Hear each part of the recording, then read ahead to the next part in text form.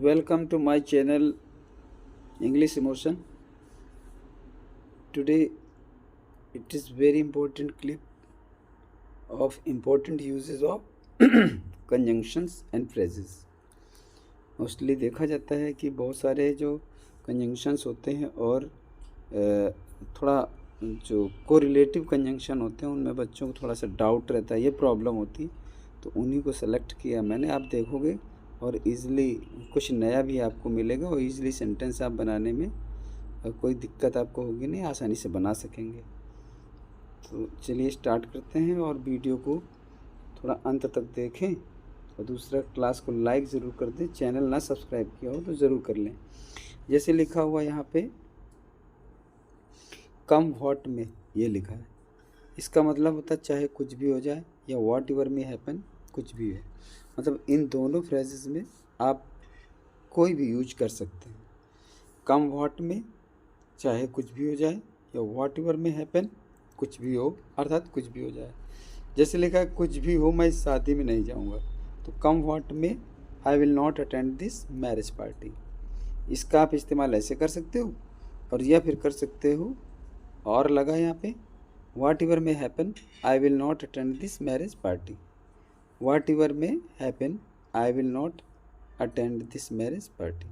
तो ये दोनों प्रकार से सेंटेंस आप बनाएंगे तो एक ही यहाँ पे सेंस देगा। और ये दो जो आप ये देख रहे हो, ये इन दोनों में कोई एक का इस्तेमाल करोगे जिससे दोनों में वही सेंस देगा जो एक में देगा। तो अगला देखो, अगला यूज़ है be plus used to plus ING। ये आदत प्रयोग करना होता है तब इसका प्रयोग किया जाता है। देखो ये यूज टू वो नहीं है जो मतलब पास्ट टेंस में फ्रिक्वेंसी दिखाता है, वो ऐसा किया करता था, वह ऐसा किया करता था, ऐसा नहीं है। ये आदत को प्रकट करता है। बी का मतलब यहाँ पर है is am are was were, used to लगेगा और फिर ING फॉर्म लेता हमेशा ही। जब ये आदत के अर्थ में प्रकट करेगा, अभ्यस्त होने के अर्थ में प्रयोग किया जाएगा, तब ये बी फॉर्म लेगा प्लस यूज टू लेगा, फिर ING ज़रूर लेगा, यानी ING फॉर्म लेगा। जैसे एडिक्टेड टू होगा तो ING फॉर्म लेता है, उसी तरह से ये भी है। बस इतना फ़र्क थोड़ा सा इसमें देखा गया है कि ये जो है be used to positive sense में यूज़ किया जाता है और ये निगेटिव सेंस में यूज़ किया जाता है। ये व्यसन से रिलेटेड है, मतलब किसी चीज़ का आदी होना और ये किसी चीज़ का अभ्यस्त होना, इस तरह से इसका प्रयोग माना गया। और ज़्यादातर यही करना भी चाहिए कि ये यूज टू का प्रयोग गुड सेंस में और ये निगेटिव सेंस में। जैसे वह रात में काम करने का आदी है, आदी है मतलब अभ्यस्त है, तो काम करना कोई बुरी बात नहीं है और वो रात में काम करने से उसको कोई दिक्कत नहीं होती, यानी अभ्यस्त है वो, समझ रहे हो। तो यहाँ पर हो जाएगा he is used to working at night, he is used to working at night. रात में काम करने का अभ्यास है, उसे रात में काम करने का वो अभ्यास है, वह रात में काम करने का आदी है, ऐसा भी कह सकते हो। इसी सेंटेंस को यूज टू से ना बनाइए तो ऐसा भी बना सकते, ही is in the habit of working at night, he is in the habit of working at night, आप ऐसा भी कह सकते हैं। इसके अलावा नीचे वाला सेंटेंस भी देख लीजिए, चाहो तो ऐसा बना लेते हो, ही has the habit of working at night, he has the habit of working at night. यहाँ लास्ट में एट नाइट लिखा हुआ है, तो यहाँ पर ये चीज़ आपको देखने को मिलेगी, ही has the habit of working at night. तो इन तीनों वाक्यों में आप कोई भी वाक्य बनाओगे यही अर्थ देगा, ये जो सेंटेंस हिंदी का लिखा हुआ। बस ये है कि यूज टू का यूज है ये, तो आप अगर ऐसा बनाते तो इसी तरह से वाक्य बनेगा, he is used to working at night, वह रात में काम करने का अभ्यस्त है। बाकी ऑप्शन और भी हैं, आप ऐसे बना सकते हो, ऐसे बना सकते हो।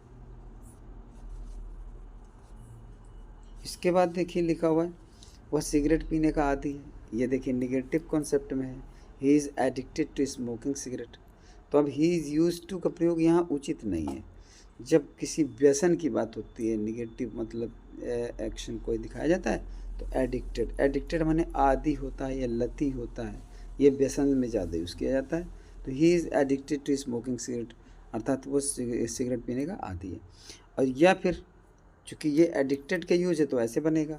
बाकी आप ऐसे भी सेंटेंस दे सकते हो, he is in the habit of smoking cigarette और he has the habit of smoking cigarette. तो आदत से है ये। अब ये अगर मान लो बुरी आदत है तो एडिक्टेड सही है, वो कोई अच्छी आदत है तो वो वहाँ यूज टू का प्रयोग सही है। अब दोनों के ये वाले स्ट्रक्चर सेम है, अगर आप देना चाहते हैं तो इन दोनों के माध्यम से भी अपनी बात कह सकते हैं।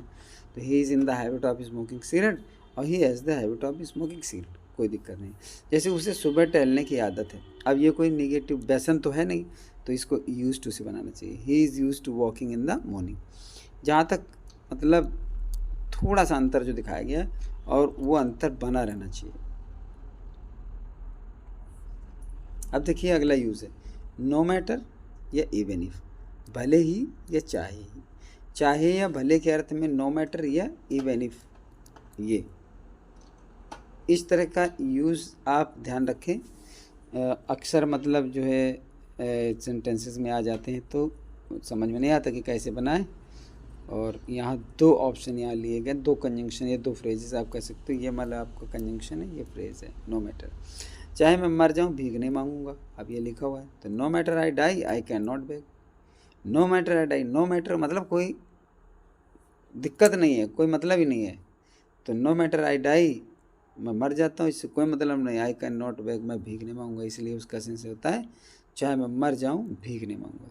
अब इवन इफ से बना सकते, even if I die I can not beg, चाहे मैं मर जाऊँ भीख नहीं। तो इवन इफ और नो मैटर, ये दो आपके साधन है जिनकी मदद से आप सेंटेंस बना सकते हो। बी नंबर पार्ट में देखिए, भले वो फेल हो जाए पर परीक्षा में नकल नहीं करेगा। तो no matter he fails he will not copy in the examination, या फिर और even if he fails he will not copy in the examination. तो इवन इफ और नो मैटर दोनों ध्यान रखिए, मीनिंग ये आपको इस्तेमाल करनी है। बढ़िया यूजेस हैं, जैसे नॉट टू स्पीक ऑफ और लेट अलोन का प्रयोग देखिए कैसे किया जाता है। कार तो कार, उसके पास बाइक भी नहीं है। कार तो कार, उसके पास बाइक भी नहीं है। इसी को कह सकते हो कार की क्या बात करें, उसके पास तो बाइक भी नहीं है। ये कार को तो कहने ही क्या, उसके पास तो बाइक भी नहीं है। हिंदी में उसको घुमा फिरा कर किसी भी तरह कहें, ऐसे वाक्यों में नॉट टू स्पीक ऑफ का प्रयोग होता है। Not to speak of car he has no bike, car की बात क्या करें, अर्थात कार तो कार, उसके पास तो बाइक भी नहीं है। या फिर लेट अलोन का प्रयोग करके बना सकते हो, let alone car he has no bike. Let alone का मतलब जाने दो, रहने दो, अकेला छोड़ दो। इसका मतलब सेंस हो जाता है कार को तो जाने दो, ही हैज़ नो बाइक, उसके पास तो बाइक भी नहीं है। कार की बात तो जाने दो, उसके पास तो बाइक भी नहीं है। तो वही अर्थ देगा जो ये लिखा हुआ है।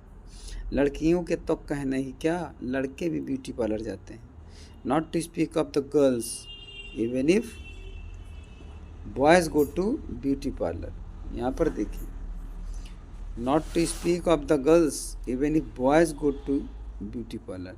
लड़कियों की बात क्या करें, लड़कियों को तो कहना ही क्या, और लड़कियाँ तो लड़कियाँ, किसी भी तरह से कह सकते हो। कार तो कार, तो लड़कियाँ तो लड़कियाँ। अब चूँकि हिंदी का लिखा मैंने एक ही है, तो लड़कियों तो लड़कियाँ, लड़के भी ब्यूटी पार्लर जाते हैं। लड़कियों की बात क्या करें, लड़के भी ब्यूटी पार्लर जाते हैं। लड़कियों को तो कहना ही क्या, लड़के भी ब्यूटी पार्लर जाते हैं।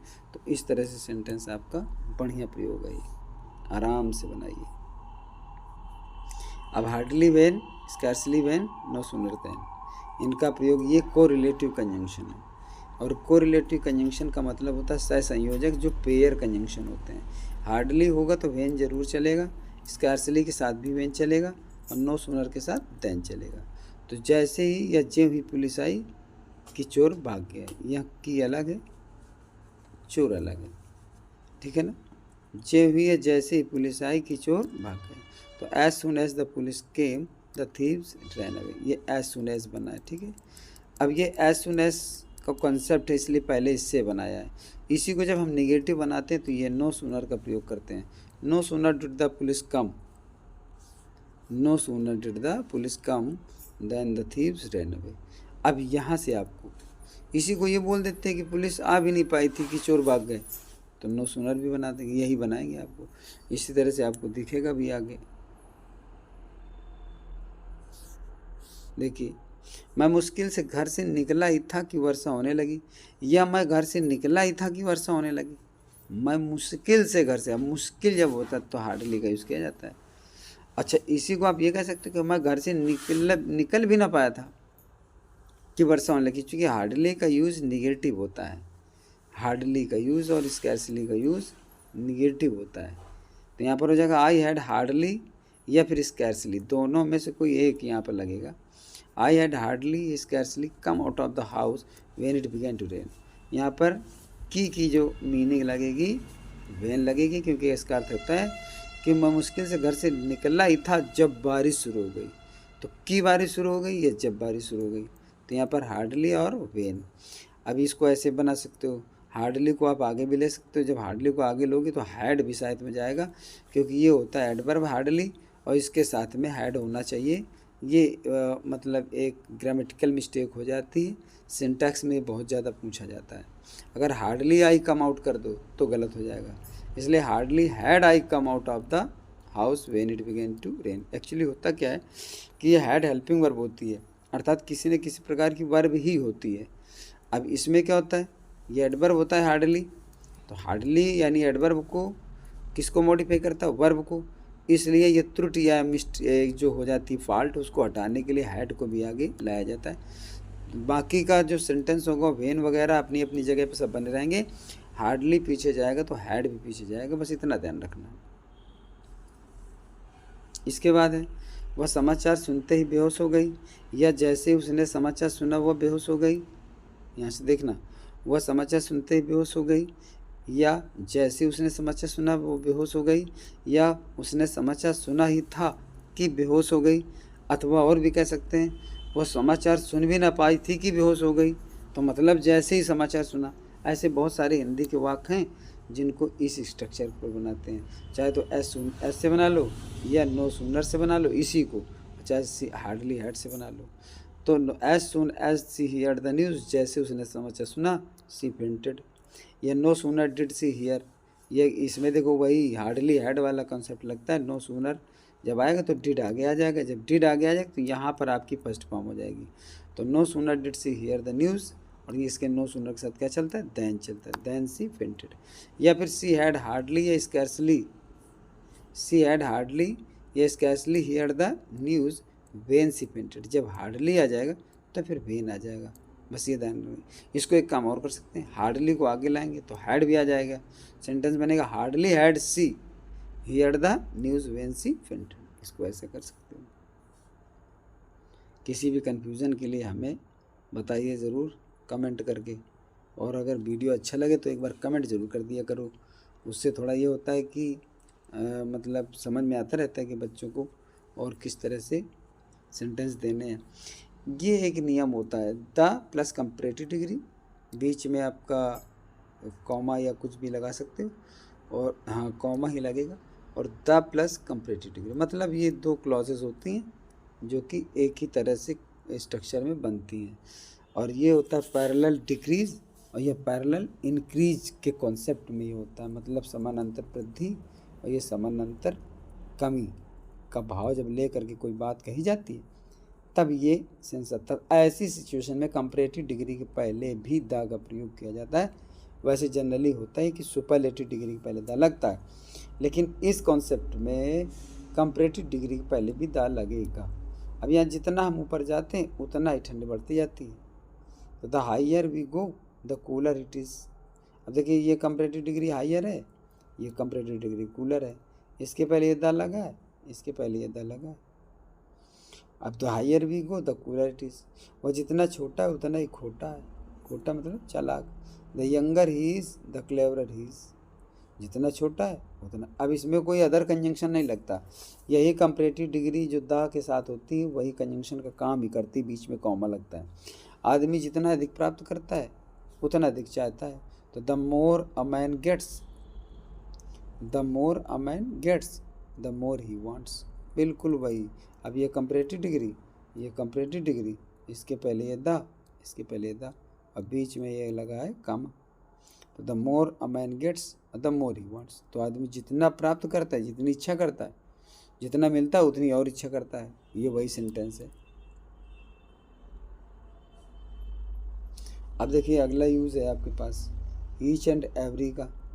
ईच और एवरी, ईच माने प्रत्येक, एवरी मान प्रत्येक, अलग अलग यूज किए जाते हैं, लेकिन जब ये इडियोमैटिक सेंस में यूज़ किया जाता है तो ईच एंड एवरी ऐसे करके यूज लिया जाता है। जैसे अनलेस और अनटिल अलग अलग चीज़ है, लेकिन कंडीशन में इम्फेसिस करने के लिए, उसका प्रभाव पैदा करने के लिए इडियोमैटिक कॉन्सेप्ट में जब दोनों को यूज़ किया जाता है तो अनलेस एंड अनटिल एक साथ यूज़ कर दिए जाते हैं।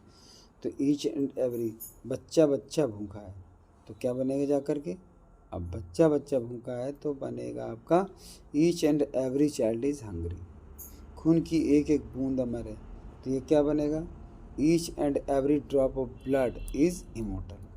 अब यही होता है, बच्चा बच्चा भूखा है ना, और गांव गांव में बेरोज़गारी है, खून की एक एक बूंद अमर है, ये सारी चीज़ें ना। और जैसे और सेंटेंस है यहाँ पे, ये उसकी एक एक बात मूल्यवान है तो his each and every word is valuable. देखिए एक एक बात, अब एक एक बात को आप कह सकते हो उसकी हर एक बात मूल्यवान है। और जब ये इम्फेसिस करके कहता है, जैसे हम कहते हैं उसकी प्रत्येक बात मूल्यवान है तो एक अलग बात हो गई, तो वहाँ पर इम्फेसिस नहीं करेगा। बट जब हम कहेंगे उसकी हर एक बात मूल्यवान है तो उसकी एक एक बात मूल्यवान है, तब ये दोनों आ जाते हैं, ईच एंड एवरी। पत्ते पत्ते में खुशबू है तो ईच, पत्ते में खुशबू अलग हो गई, जब पत्ते पत्ते में खुशबू तो इम्फेसिस कर गया, तो each and every leaf has scent, each and every leaf has scent. फिर हर घर में विवाद है, या घर घर में विवाद है, हर घर में कह सकते हो या घर घर में कह सकते हो। तो देयर इज़ अ डिस्प्यूट या कंट्रोवर्सी, कंट्रोवर्सी माने विवाद, डिस्प्यूट माने विवाद। तो देयर इज़ अ डिस्प्यूट या controversy in each and every house, in each and every house. ये इस तरह का यहाँ पर रूल्स जो दिए गए उनको पढ़िए, देखिए बहुत। और स्पीकिंग लेवल पर तो इनकी बहुत ज़्यादा ज़रूरत पड़ती है, बल्कि पढ़ाए भी जाते हैं। चलिए, वीडियो देखने के लिए आपको बहुत बहुत धन्यवाद। अच्छा लगे तो एक बार कमेंट करके ज़रूर बता दिया करिए। और दूसरा, फिर अगले वीडियो में आपको कुछ इसी से जुड़ी हुई चीज़ आगे मिलेगी। और यह जिस तरह के आपको जैसे कुछ बच्चे बता देते हैं तो उनके हिसाब से प्लानिंग चलती रहती, दिमाग में रहता है कि ये देना है। तो चलिए, आपको बहुत बहुत शुभकामनाएँ। और क्लास को लाइक ज़रूर कर दें, शेयर भी कर दें, चैनल ज़रूर सब्सक्राइब कर लें, और कमेंट एक आध बार ज़रूर कर दिया करो तो उससे अच्छा लगता है। तो फिर से शुभकामनाएँ। जय हिंद, जय भारत।